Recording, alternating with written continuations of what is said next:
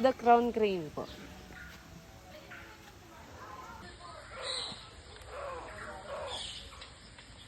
Konti lang po ang may lahi ng ganyan.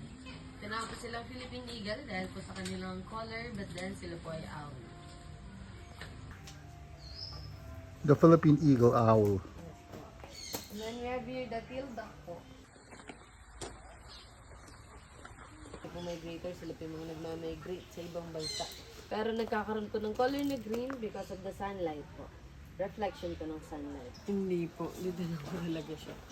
Private. Before po kasi it's a private po talaga. Up until now naman po, sila pa rin po yung nagpo-provide para po dito sa farm. Of course, yung mga tinatarget po, sila po yun. Yung una nila makaka-pair, dapat po pong forever na po.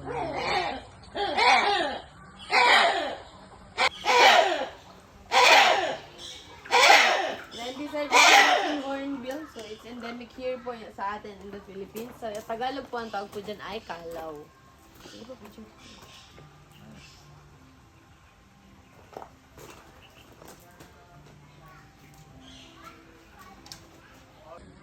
And naman po is Celeris crested macaque. It's a family of baboon. That's why it's kinda aggressive po.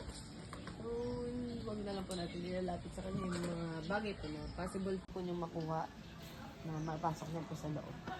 Siya po pala si Lovey. Hi, Lovey. Are you starring in the next Planet of the Apes movie?